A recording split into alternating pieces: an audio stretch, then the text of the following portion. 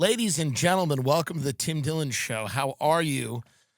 I have a Netflix special coming out on Tuesday, April 15th. What I'd like you to do right now, my little demon hose, is go on to Netflix and hit the reminder to be reminded that this special comes. I don't care if your child is in anaphylactic shock. Hit it with the epi. Put the reminder on Netflix to be reminded to watch when the special goes live. It is Tuesday the 15th, right? Yeah. Tuesday, April 15th. I'm in the midst of a press tour. I was at Megyn Kelly's home today. Lovely, lovely property. And I'm all over the place, going down to see Joe Rogan in Austin and Tom and Christina and others. So that would help out a lot if you put the reminder on Netflix. What does it look? Can you go to Netflix and show them how to do it? Maybe people are confused. You're going to love it. It's very fun. We have a fun promo that's coming out that no one will be angry at all. I'll just say that. This helicopter crash in the Hudson's driving me nuts.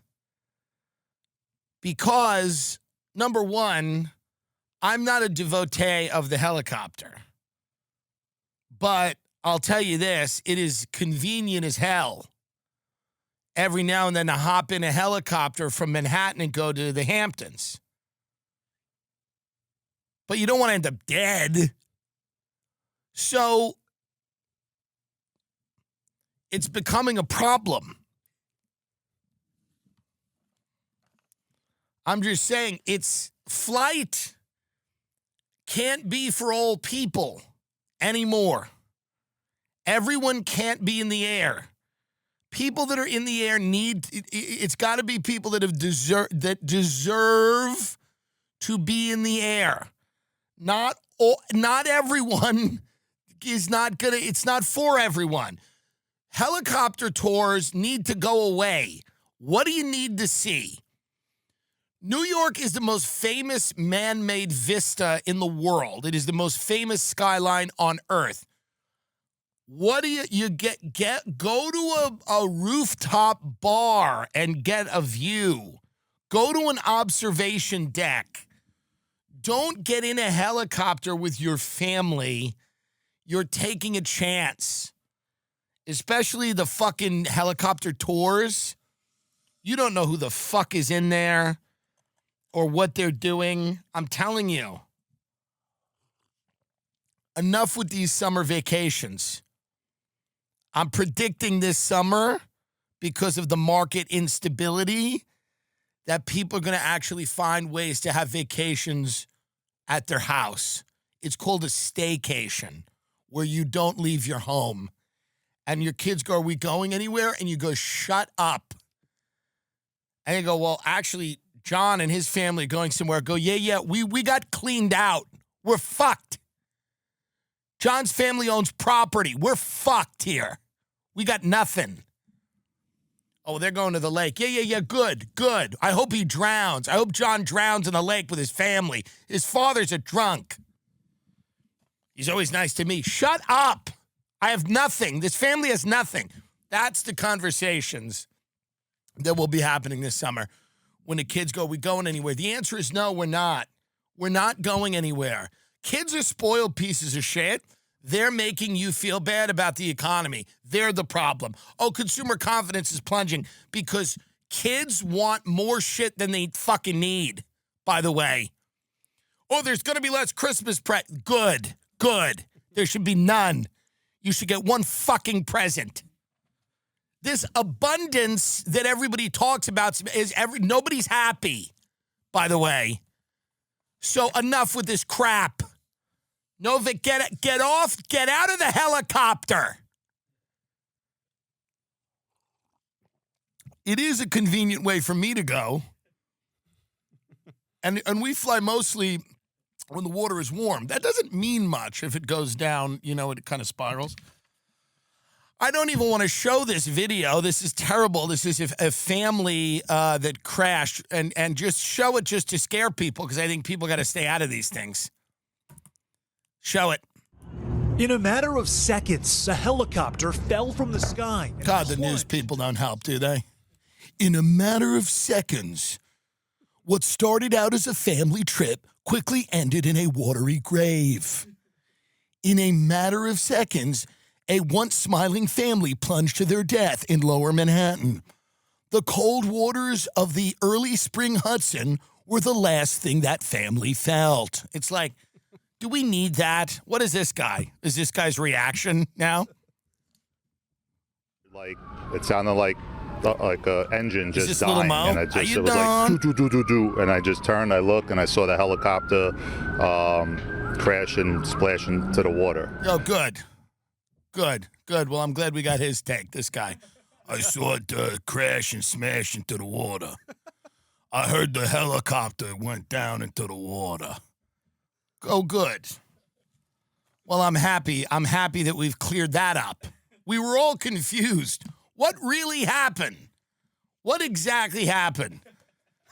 Everyone's so, it's like, everybody's like, what exactly happened?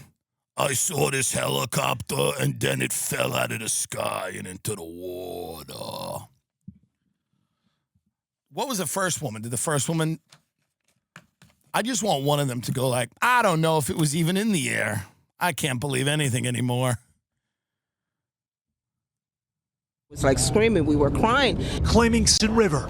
Everybody was like screaming, we were crying. Claiming 6 lives, including a family on a sightseeing trip. Terrible. You got to stay out of the helicopter. You got to stay out of it. You got to stay out.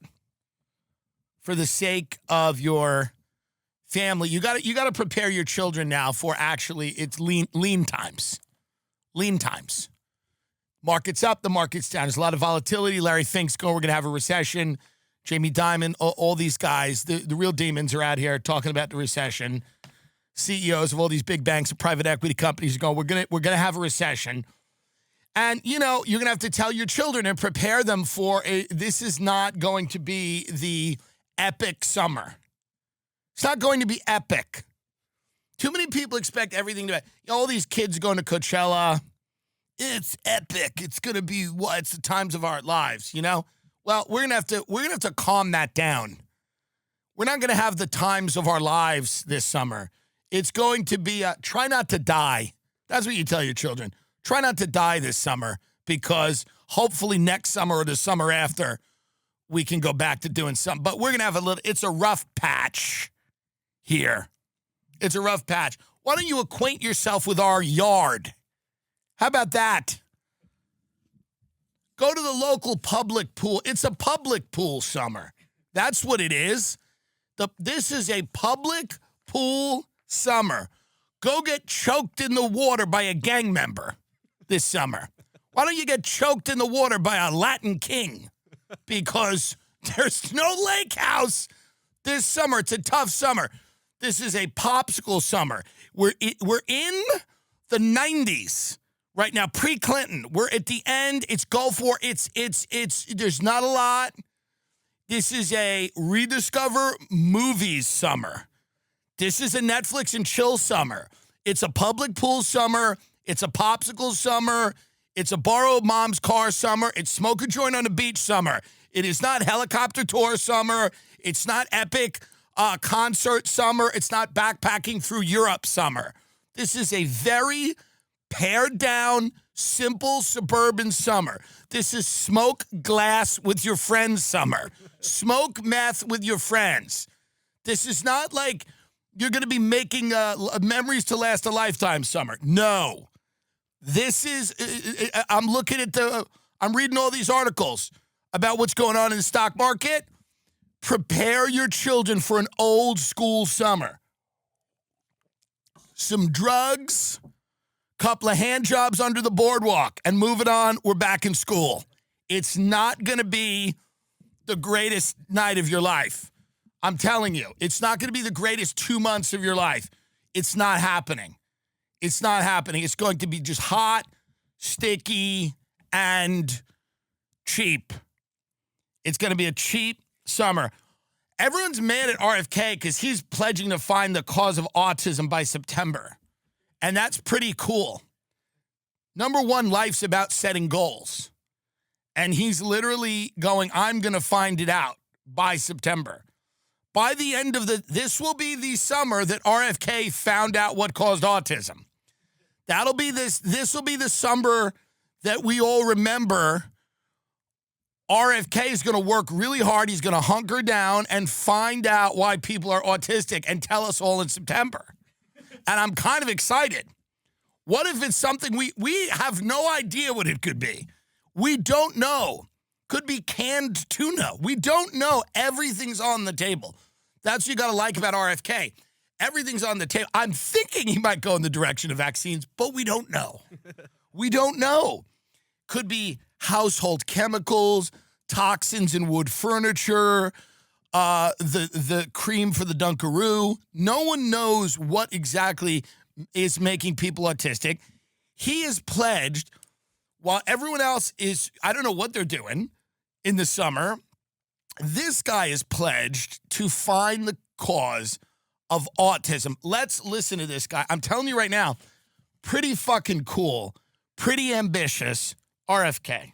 The autism rates have gone from now most recent numbers we think are going to be about 1 in 31, 1 in 12, so they're going up again from 1 in 10,000 when I was a kid.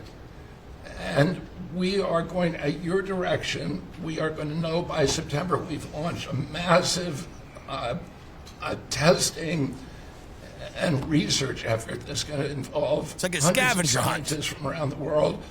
By September, we will know what has caused the autism epidemic. We'll be able to eliminate those exposures. This is like going to the moon. This is like going to the moon. You're going to have a pretty good idea, huh? We will know by September. There will be no bigger news conference than that. So that's it. If you can come up with that answer where you stop taking something, you stop eating something, or maybe it's a shot, but something's causing it. Well, it's pretty cool that RFK has come out and said, hey, we're going to look into this for the months of May, June, July, August. And then in September, we're coming out and we're going to tell you why you're autistic. And it's like a fun summer scavenger hunt. We're going to look at vaccines, Kennedy said, but we're going to look at everything. Everything is on the table. See, I didn't even know he said that, but I knew it. Our food system, our water, our air, different ways of parenting. All the kind of changes that may have triggered this epidemic. He might come back and go, you're not beating your kids. He might say, we have figured out what it is, and it's the fact that you are not open face smacking your child. He might say, the lack of beatings has you have to beat the autism out of the kid. He might say it. We don't know, and he might be right. He might say you have to beat the autism out of your child. I mean, belts, chase him around the house, bloody. You know, what's that thing Joe Jackson used to say to Michael? Go get me a switch, go get a branch from the tree and beat your child with it. RFK might come out and say it's because kids aren't getting beaten by their parents anymore. So we don't know. We don't know. He might say, after the research, we've concluded that children who are not beaten with a belt multiple times a week are much more likely to be autistic. You might have to beat them. You might have to beat it out of the kids. Sorry, the answers are not always what you'd want. They're not what you'd want. It's Brussels sprouts, not smoothies that make you thin. Sure, we'd love it if it was smoothies. Oh, milkshakes all day? And then I get better. I get better with a milkshake? Woo! But it's not. It's actually lean meats and vegetables, okay? And some healthy fats. So this might not just be, oh, hey, don't give them a cupcake. It might be you need to beat the living shit out of your child again. Fear. Like when the door of your car closes, your child is quivering. And it might not even be beating them for a reason. It might be randomly attacking them in the house. I'm not saying it will be. I'm just saying we don't know which way it's going to go. We don't know what he's going to what his recommendations are. His recommendations could be that maybe he'll make kids sleep with tape on their mouths. Remember, that's a new thing that people are doing. They're sleeping with tape on their mouth or something with the nose or something. I don't know. He might require that. Here's a little secret that was leaked from a group chat, but the insurance industry definitely doesn't want you to know. Insurance companies profit by holding onto your money for as long as possible. After an accident, they'll do whatever they can to delay or deny your claim so they can keep those profits growing. Morgan & Morgan fights hard against these bullies to make sure you get every dollar you deserve. When in court, the insurance companies want jurors to think that the at-fault driver is the one paying the verdict amount. Meanwhile, it's really the insurance companies who are covering the cost. When Morgan & Morgan, America's largest personal injury law firm, takes on a case, they're almost always going after the big insurance companies and not the individuals. A recent client in Pennsylvania just received $29 million. Insurer's best offer was $500,000. Another recent client in Florida received $20 million. Last offer was $0. There's a reason why Morgan & Morgan is America's #1 personal injury law firm, the largest. Hiring the wrong firm could be disastrous. Hiring the right firm could substantially increase your settlement. With Morgan & Morgan, it's easy to get started, and their fee is free unless they win. Just visit forthepeople.com/Tim or dial #law #529. That's forthepeople.com/Tim or dial #law #529. This is a paid advertisement. We don't know. But what we do know is we don't want to go to war with Iran. Now, there's a lot of people in the Trump administration who they always sneak in these neoconservatives, by the way, or neoliberals. It doesn't matter. What we mean by that is people that love going to war all the time. There's never a war they don't like. They like Ukraine. They like Israel, Gaza. They like Syria. They liked Iraq. They liked Afghanistan. They liked Libya. And they like Yemen. There's nothing they don't like. There's not one war a lot of these people don't like. I just want one. I just want one of them to go, well, that one I don't think is good.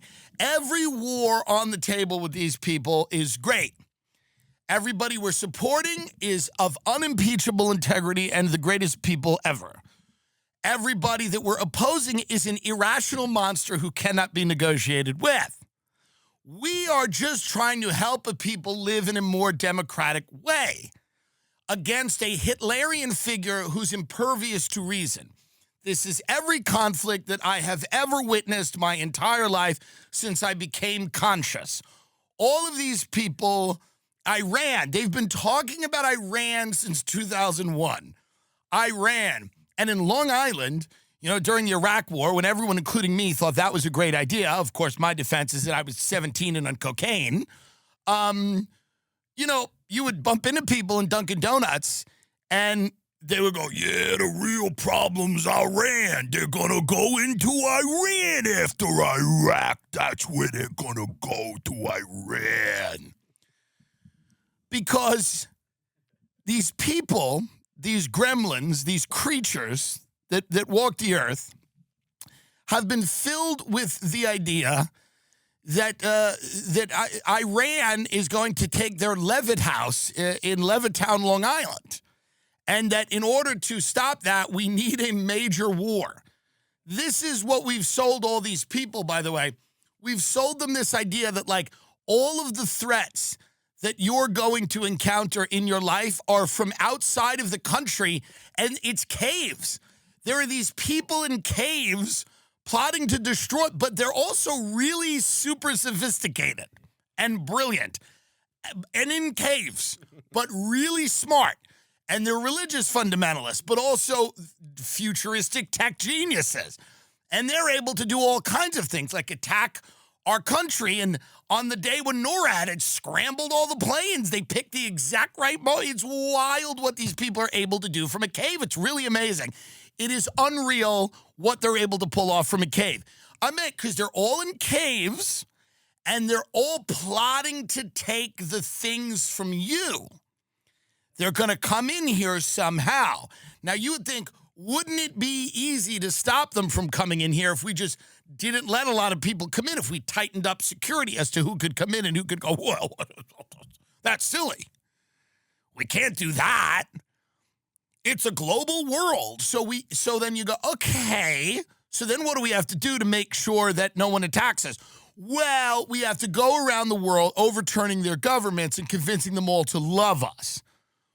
Oh, that seems so hard. It seems so much easier to just like make it harder to get into our country. Well, you'd think that, but actually the best course of action is to just go get these people to really love us and appreciate us. And how do we do that? Attack them. We attack them. What? We bomb their homes and families.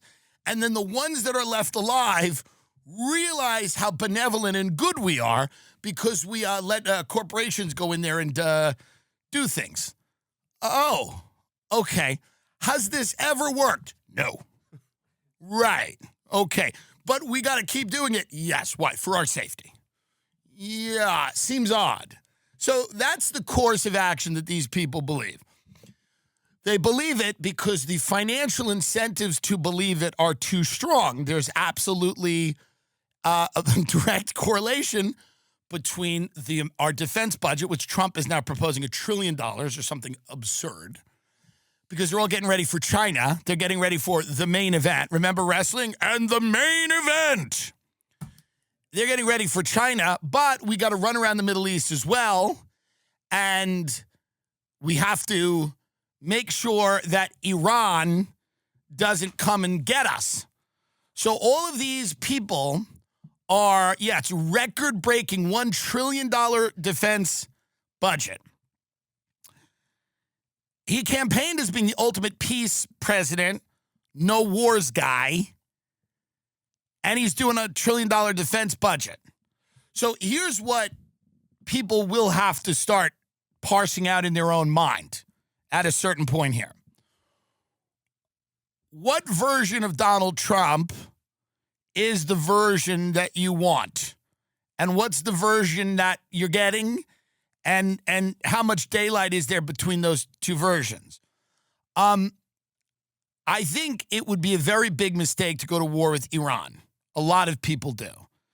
I think it would drain our resources at a time when we shouldn't be doing that. It's one of the reasons I don't think it's intelligent to continually make the Ukraine war a permanent column in the Defense Department budget and effectively engage in a Cold War with Russia, while the looming threat of China, which Taiwan has a lot more strategic importance to America than the Ukraine does. 1,000%. And any smart person will tell you that. So the idea that we cannot fight wars in three theaters. We can't be funding these people and funding Israel and in Iran. We can't do it. So President Trump has given Iran a 2-month deadline to accept a deal that would lead to Iran shrinking its nuclear footprint or eliminating its program altogether. I want them not to have a nuclear weapon. I want Iran to be a wonderful, great, happy country, but they can't have a nuclear weapon, Trump said on Air Force One. Because Iran having a nuclear weapon poses a direct threat to Israel, not so much America, but Israel's an ally of America. And, of course, Trump said military strikes are possible against Iran if a new nuclear deal isn't reached, though he said Israel, which has been advocating for an attack on Iran, would take the lead. Well, here we are. Here we are. Here we are again. And who's this for? Whose security is this for? If it requires military, we're going to have military, Trump said on Wednesday. Israel will obviously be very much involved in that. They'll be the leader of that. Israel wants to go to war with Iran because it is in their interest to do so. Iran backs proxies like Hezbollah and other people that have attacked Israel. And Israel has gone to war with Hezbollah, and it has gone to war. Hezbollah is backed by Lebanon, but Iran is funneling money to all of these different groups. The Houthis, all of the different terrorist groups, Iran is definitely supporting. And Qatar is supporting to some degree. And it makes sense why Israel would want to go to war with Iran. However, right now, it makes very little sense that a president who campaigned on being peaceful and getting us out of wars and restoring the middle class would entertain preemptive strikes on Iran with Israel. Iran has allies like China and Russia, and I don't know if China and Russia would directly get involved in this. They probably wouldn't, but I don't think they would. But they might. It's always a risk when you destabilize an entire region of the world that allies like China and Iran are going to come in, and now we're in World War III. Now we're literally in World War III. The economy's tanked, and now we're walking into World War III with Iran at the behest, again, of Israel, which I don't think is a smart decision for our government to make. And there's a lot of people in Trump's ear that are telling him it is a smart thing to do, that this is a good thing, that it's a necessary thing. I don't think it is. And I think a lot of people agree with what I'm saying, and that's that we simply cannot continue to look at regime change in the world as the only option. We have to start dealing with people that are dangerous and threatening without directly going to war with them. America's moment running the world is over. China is a power equal to or greater economically than we are at this point, probably equal to. Some people say their economy is bigger. It depends on what metrics you look at. India is coming up. Russia has more nuclear weapons than any other country. A lot of countries are going, you can't push them around. A lot of countries are nuclear. A lot of countries, they're not Iraq. They're not Afghanistan. They cannot simply be bent to our will. And I think J.D. Vance gets that. I think a lot of people in the administration that I have spoken to, I haven't spoken to J.D., but I know a lot of people get it. And there's a lot of people that don't get it. There's a lot of people that don't understand it. Because there's this idea that retreat or capitulation to a guy like Vladimir Putin or the Ayatollahs in Iran is a sign of American weakness, and that is the foreign policy establishment's view in Washington. The permanent foreign policy establishment, they just want war all the time. They don't really care what happens. I mean, Netanyahu just goes, even if the nuclear strikes drag on, Israel may just strike anyway. I mean, he goes, we might do it anyway. You can talk if you want. Well, we might just get it popping. We might go into it anyway. Do you want to fight? I mean, think about it. Are you trying to fight Iran out there? Anyone? Is anyone trying to fight Iran right now? Is anyone trying to fight Vladimir Putin over where the northern border of the Ukraine should be? Is anyone doing that? Does anyone, I respect the people that were like dual citizens of Israel and America, the ones that went over there to fight. I respect that. God bless. Go do your thing. And I respect that. But there's a lot of people that won't be fighting these wars that just love them. They're like really excited. We're gonna strike anyway, says Benjamin Netanyahu. Does this guy, do we have any control over these people? Do we have any influence over there? We give them billions of dollars. Do we have absolutely any influence at all with that country at this moment? This is like your kid walks into your house with a new tattoo, smoking a cigarette, and you're like, young lady, what? What the fuck's going on? You're smoking in the house, you have a tattoo, and they're saying you're not going to school. Hey, Ma, fuck you. and I need 500. What? And then as you're saying it, you're writing the check. You're like, I cannot believe you're acting. You want me to make it out to cash? Why are you doing this? Why are you doing this? Here's your money. And then they put the cigarette out and they ash it on the floor and they put it out with their boot. And then they walk out and they go, yeah, fuck you, and tell everyone at school, fuck off. I'm going to Coachella to get fucking railed out in a teepee or something. I don't know. But the point is, we really have to start looking at this like Benjamin Netanyahu's like, this guy was like on trial for corruption. Now, when my helicopter goes down, by the way, let's wonder why. But he was on trial for corruption. Then October 7th happened, the tragedy of October 7th, the horror, the attack. Don't call it a tragedy. It was, yes, the attack. I get it. I didn't do it. So this happens. It's horrible. They respond. Okay. They go wild. They go a bit overboard, I think. Well, those are actually the Hamas statistics. Sure, yeah, okay. But it's not good, right? It's not great. So we have this situation. Now, on top of all, and we've been very supportive, now Iran. I don't know. So we're going to sleepwalk through that. If Trump does that, I think it's the end of his term, even more so than this economic volatility. I think if he walks into that war, it's the end of his term. Foreign Minister Abbas Araghchi warned that a war on Iran would drag the U.S. and the region into a costly conflict that a president elected on an anti-war platform would be eager to avoid. We cannot imagine President Trump wanting to become another U.S. president mired in a catastrophic war in the Middle East, a conflict that would quickly extend across the region and cost exponentially more than the trillions of taxpayer dollars that his predecessors burned in Afghanistan and Iraq. You know, history, the longer you pay attention, this is why eventually I will retire from this job. It's not because I don't enjoy it. I actually love doing it. I love doing this. I love stand-up, and I love coming on here. But here's the reality. Eventually, everything just starts to repeat itself. It's crazy.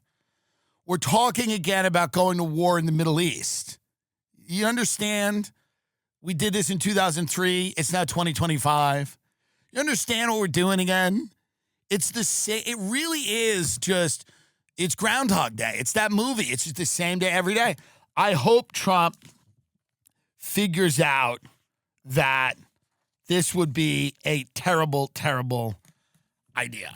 Now let's talk about that car that you own but don't use, the one you're paying to keep registered and insured that's taking up space out front and it's just sitting there doing no one any good. Let me tell you what you should do about that car. You should give Cars for Kids a call and have them take it for you. That's right. Just give them the info and they will come to you as soon as the next day and take that car off your hands at no cost to you. Even better, wouldn't it be funny if I did this with my Bentley and then they show up and I go, what the fuck are you doing?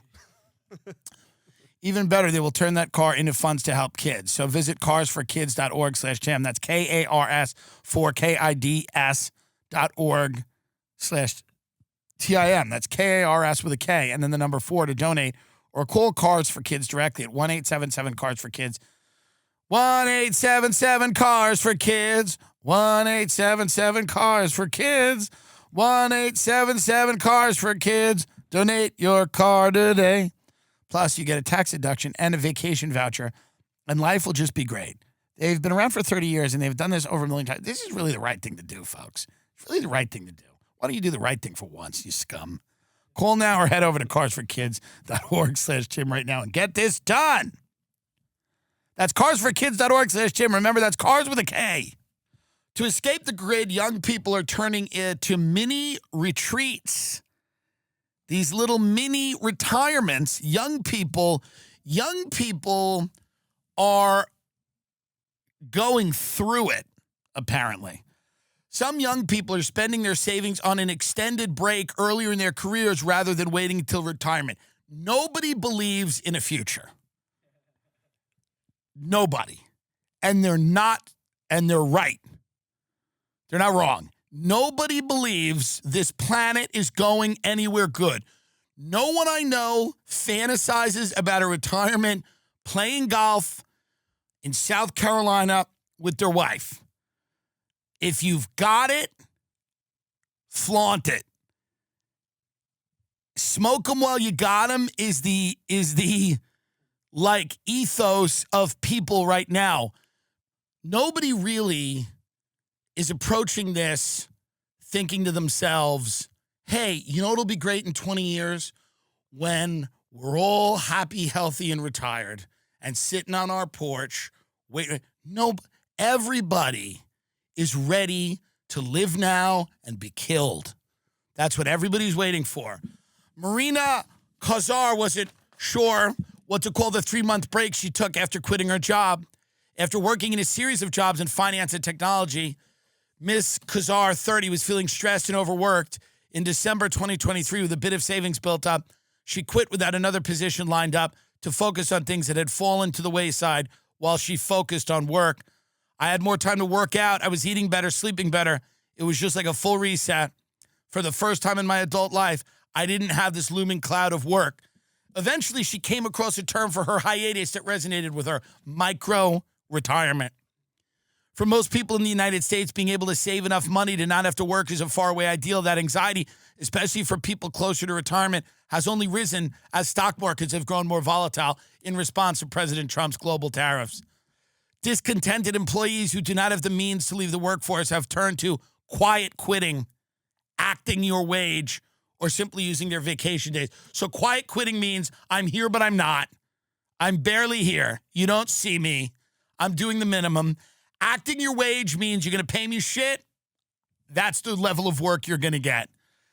And now these mini retirements or micro retirements are people saying, I'm being ground into dust by this hellish job and I don't believe in a future. So I'm going to spend the money while I have it now to rejuvenate myself. They're like, it's taking a sabbatical. I agree with some of this. I like it. I like it because people are saying, hey, we're not going to make it here. And I'm going to have a little something for myself while I still can. A mini retirement can take on many forms: taking extra time after being laid off to consider other paths, asking for unpaid leave, or building in a long stretch after voluntarily leaving a job. A lot of people cannot afford to take time out of the workforce. But those who do take these breaks tend to be much more financially stable. Of course, these are people who have a little bit of money, maybe not a ton, but enough to take a break. And they look at their lives and they realize this isn't going to end well. Gene Hackman was one of the greatest actors of our time. They just found him in his house and their rats ate him. His dogs ate him. And his wife. They had a rat-borne disease and they were eaten by their own pets. And that's the best case. That's the best case. You're a legendary actor and you move to Santa Fe to get away from it all and you're still eaten by the pets you fed. This is what's going on. People know that things are going to get worse. They're going to die in a cyclone. On a girls' trip in Nashville, they're just going to be taken up into the sky like the Wizard of Oz, but it doesn't work out like that. It throws you back down and you break your spleen. People know a helicopter's going to crash in the ocean. They know they're going to go to Thailand, get some weird disease that nobody knows what it really is, and then it's curtains. So enjoy it. Smoke them while you got them. That's the mini retirement thing. It's an acceptance of the fact that this doesn't get better. And it really doesn't. Not to be negative about it, but the American government is in kind of a cold civil war where people are using lawyers and law firms to go at each other. There are different feuding power factions within our government that are blackmailing and entrapping each other and forming alliances with foreign governments to try to topple each other. The country and world has been given over to wealthy oligarchs who are teaming up to destroy what's left of the freedom on earth. You might as well take a couple of weeks in Key West. What the hell are you saving it for? This doesn't turn around. This only gets so much worse. So much worse, unbelievably worse. Acid rain, your flesh is falling off your face. Your children are going to barricade you in your home. And if they're going to be on drugs you've never even heard of, your kids. Oh my God, the things your kids are going to be on.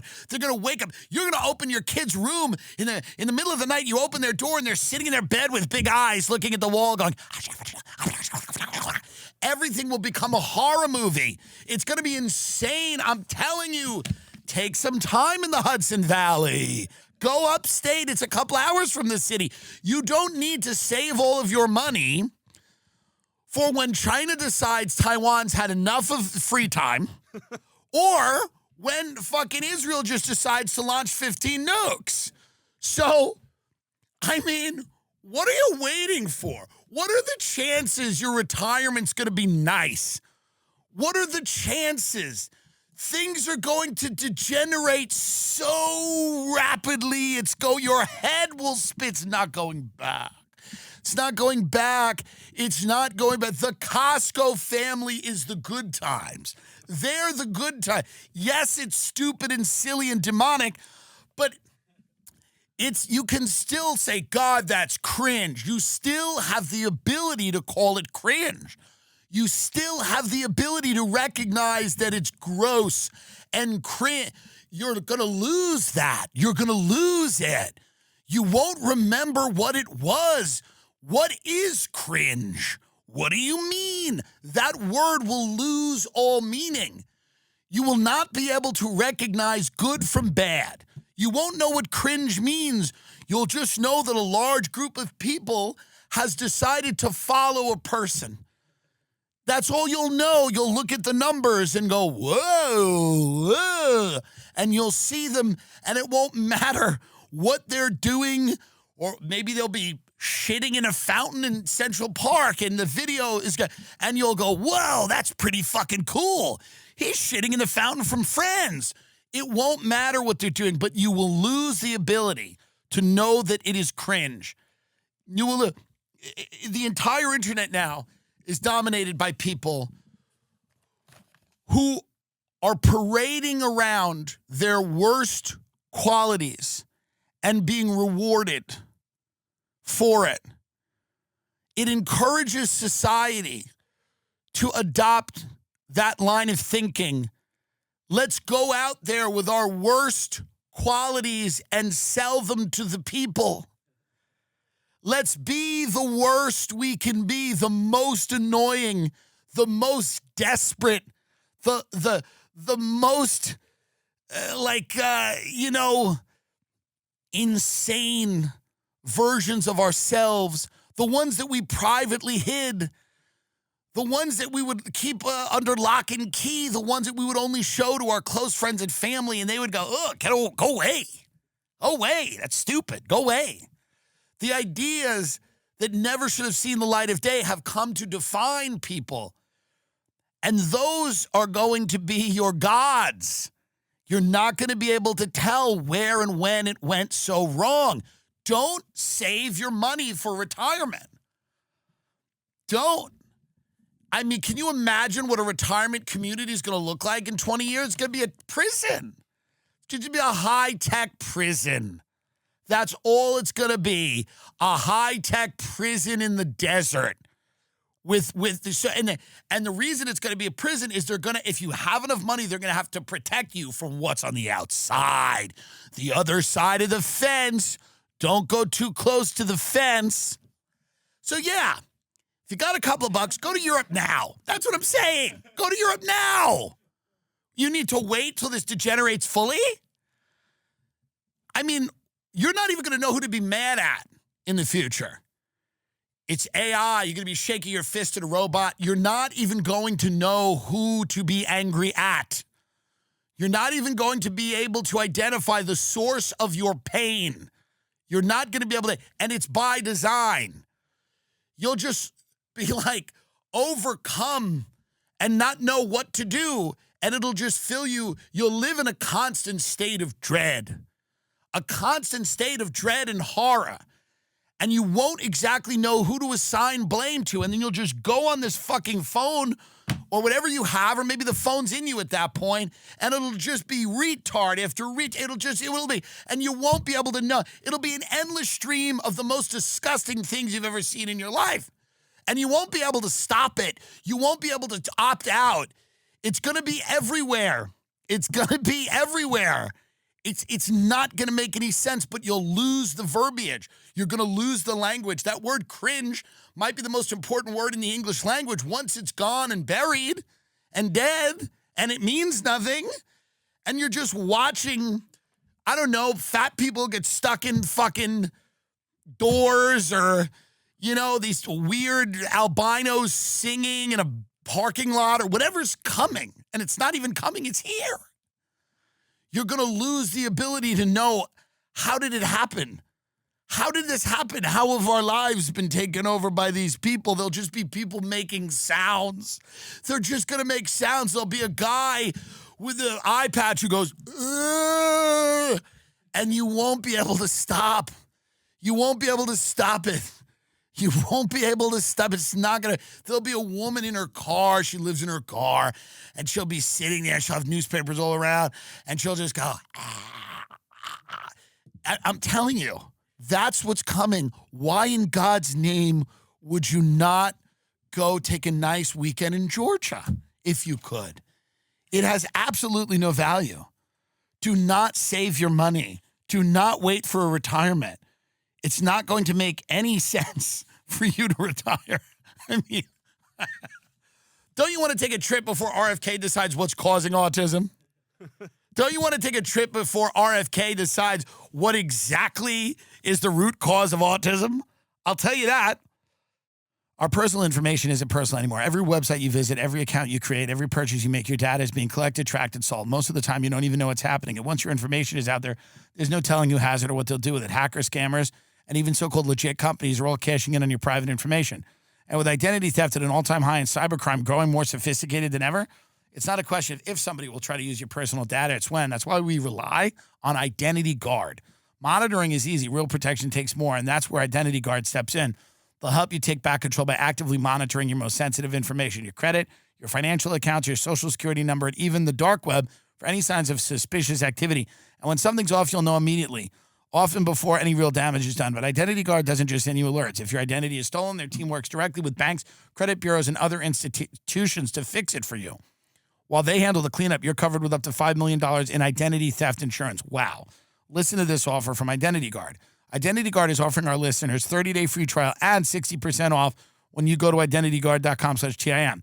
That's 30 free days and 60% off at identityguard.com/TIM. That is less than what you're paying for that streaming service you forgot to cancel. That's IDENTITYGUARD.com/TIM to sign up for 30-day free trial and get 60% off. Certain terms apply, so be sure to check the site for details. If you're running a business, you know that every time you miss a call, you're leaving money on the table. When every customer conversation matters, you need a phone system that keeps up and helps you stay connected. That's why you need OpenPhone. If you're running a business, you got to figure out how to not lose any potential customers. In today's fast-moving world, your team needs to stay connected to your customers without missed messages, communication silos, or slow phone systems. A flexible and efficient business phone system isn't just nice to have. It's essential to succeed. Enter OpenPhone. OpenPhone is the #1 business phone system that streamlines and scales your customer communications. It works through an app on your phone or computer, so no more carrying two phones or using a landline. With OpenPhone, your team can share one number and collaborate on customer calls and texts like a shared inbox. That way, any teammate can pick up right where the last person left off, keeping response times faster than ever. Plus, with AI-powered call transcripts and summaries, you'll be able to automate follow-ups, ensuring you'll never miss a customer interaction again. OpenPhone is offering my listeners 20% off your first 6 months at openphone.com/Tim. That's OpenPhone.com/Tim. And if you have existing numbers with another service, OpenPhone will port them over at no extra charge. OpenPhone, no missed calls and no missed customers. This is so big. A lot of my friends are switching to this with their companies, plumbing, electrical, real estate, all of this stuff. You don't want to miss any of this customer service stuff. I know a guy with a car detailing business who just did this. Everyone loves it. OpenPhone, no missed calls, no missed customers. Mahmoud Khalil, sorry, a judge ruled you can go. You can be deported. While I disagree with this decision, I don't personally know you. A Louisiana immigration judge ruled Friday that activist Mahmoud Khalil can be deported. In an undated 2-page memo submitted to the court, Rubio detailed that on March 7th, he got information about Khalil from the... So, I mean, I guess, whatever. They showed this judge some evidence. I don't know what that is of this guy. They revoked his visa. He was wilding out.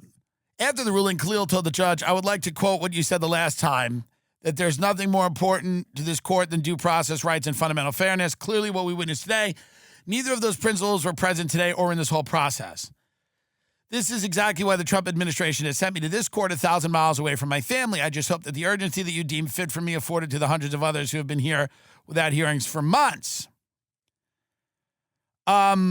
He will not immediately deported. His attorneys have said that if he were ordered... Here's the thing. I don't want this guy to be deported. I also don't want him to be like a folk hero. I don't want either of those things happening. I want him to be here and ignored. That's what I want. I want him to be in this country and be ignored. Like most people in this country, they're completely ignored. That's what I want. I don't want him to get a soapbox. I don't want him to lecture me. I don't want to hear anything about colonialism. I don't want to hear any of that. I just want him to be silent in my country and shut up, which is his country now, I guess, if he's on a visa. I just want him to shut up. And it's not because I even think that he's wrong about everything. I don't know what his statements are. I disagree with a lot of them, and I'd agree with some of them. But the point is that I just don't want to be lectured to by this guy. It's the same reason I don't want to be lectured to by Vivek Ramalama. You just got here. Chill. You just got here. Chill a little. Chill a little bit. You just got to the party. Chill. Just don't tell everyone immediately. Now, I know you have feelings. I get it. If I went to Qatar to stay at the Four Seasons, I wouldn't immediately be like, oh, Hamas is a terrorist group. I'd be like, I like the pool. You have to assimilate a little bit. Just chill. I would not even bring it up. If I was in the Qatar Four Seasons, I wouldn't even bring it up. I wouldn't bring it up. I wouldn't be like, well, Hamas is a little bit of a death cult. I'd be like, the eggs are fluffy and the pool is nice. It's a great hotel. I'm having a good time. I'm actually having a great time here. I wouldn't be like, oh, let's organize a demonstration at the Four Seasons in Qatar. I would be on a fluffy bed going, it's so technological. I would call the front desk and go, I just want to say, the technology in the hotel's amazing. You have these iPads and we order everything from I just want to say it's stunning. I actually think it's great. I wouldn't be like, what about the rights of women? I'd be like, where's the spa? Let's chill it out. You're a guest. I'm a guest. In Saudi Arabia, I don't start going around going, why are you chopping people's hands off? I go, where's that indoor lake you have with the jet skis? That's sick. I think you're a guest. If I'm a guest, I'm a good guest. I am a great guest in a home, in a country. I don't go in there and tell everyone what's what. No one wants that. No, I've had horrible guests in my home. They bring their dogs. They're rude. They insult RFK. He's my friend. But what I've learned is how to be a good guest. And here's how you be a good guest. You don't make your presence known in a, controversial way. You focus on what's nice. You focus on what's good. I don't agree with Hamas. I don't agree with the Qatari royal family. I'm sure there's overlap. We both like luxury. We both seem to enjoy real estate. There's overlap per se, but they're not good to gay people or women. And they have archaic points of view, but I don't make that the focal point if I go. I appreciate the scale of the development. You have to chill. Like Vivek's over here yelling and screaming that Americans are lazy. Hey, buddy, you got here a few generations ago. Just chill. Just chill. You're not being a good guest. No one wants that. I'll be a good guest. I'll be in Doha. Wow, the World Cup Stadium's amazing. People at Dubai. Oh, you think I would go to Dubai and be like, everything's made by slaves? I wouldn't say that. I would look at them and go, get to work. I'm a good guest. I would go, that's an amazing building. Not, well, there's no climate regulation. So no. It's a good guest. Hey. This thing's tall. That's tall as fuck. I assimilate. I'm a good guest. I don't go to India and go, well, this caste system seems unfair, these untouchables. I don't do that. I don't do that. It's not my business. I'm a good guest. I assimilate. I would be at the Saudi beheading, not because I agree with it, but I'd just be there. Thief. Well, actually, this is what happens. In my country, we let them run everything, the thieves. Yeah. Well, they run through the streets, actually. How are you? Good to meet you as well. Mahmoud, very good. Thank you. And this is Fatima. Hi. Well, it seems extreme, but the reality is where I'm from, there's drug addicts on the street and everybody, it's smash and grabs in the Woodland Hills Mall. It's a part of Los Angeles. You know Los Angeles? Of course you do. Well, they've ruined it. They've actually killed it. Do they just do one hand? They don't do two? I might do two. But I see what you're saying. Okay, he's coming. And he still puts the mask on. Okay. It's actually humane. It's actually quite humane. And they disinfect it after. I think that's good. What are the restaurants? Is that one good? You're the third person who's told me. Fatima, you are the third person who's told me that's the good one. I'm going to see if I can get it. Well, it was lovely to meet you, and and you're Osama? It was lovely to meet the whole family. Thank you, Osama. I'm a good guest. What do you think I'm going to do? Run on the stage? Why are you chopping his hand off? He's a thief. It's not my country. I didn't design it. Nobody's a good guest anymore. So this guy's coming here and yelling and screaming. Listen, it's not about whether you're right or wrong. You're a guest, and you have to act a little bit like a fucking guest. I'm sorry you do. I do not go to places and tell them they should be more like me. I don't tell them they should be more like America. That's not what I'm not on this mission to tell everyone how to live. Everyone else is. It's odd. It's odd everyone's just doing that all day, and no one's bored of that. I would walk down to the Qatar lobby and say to them, this is such a beautiful and luxurious property. And what am I going to do? Be like, well, I think a lot of this is unfair, you know? And you know what'll happen. It's just inevitable. I'll be talking to this guy. We'll be laughing, probably smoking. They like smoking. Be smoking, and he'll hand me his card, and it'll go like Director of Business Relations, Hamas, and I'll go.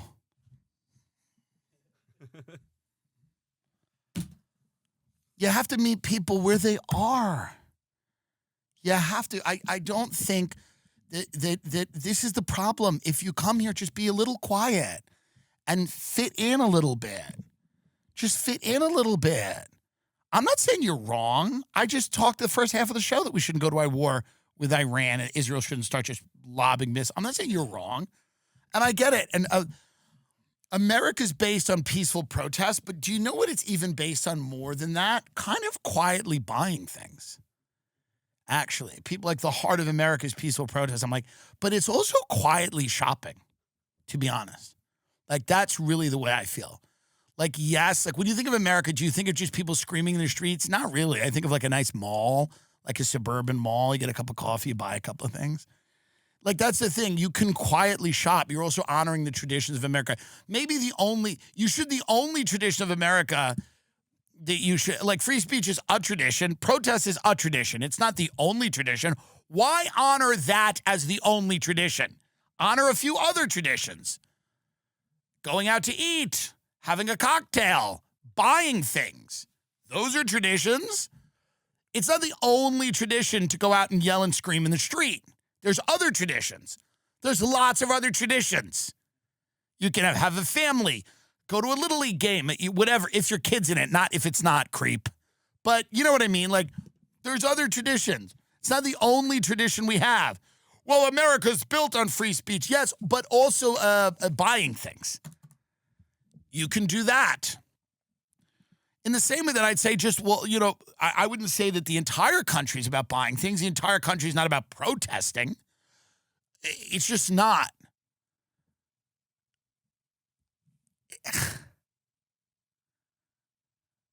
Can you imagine if I was in Dubai and somebody came up to me and they're like, do you know all these buildings were built by slaves? I'd go, hey, what are we doing here? What are you saying to me? Let's just enjoy this building. It's actually beautiful. There's an indoor ski slope in it.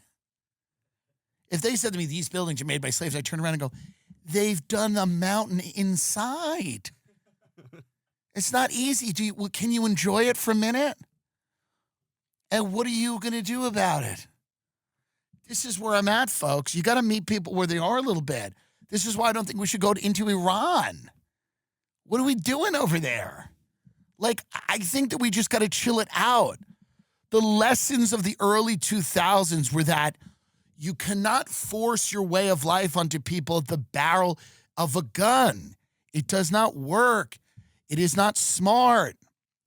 People like America, the ones who still like it, because it seemed like a place where you could have freedom and you would use that freedom to be cool and do things that people liked around the world. This whole thing that like everyone's dying to be American, it's completely untrue. It's a complete falsehood. People around the world are not clamoring to be Americans. But the reason that they used to like us is because our lifestyles were enviable. They're no longer that enviable.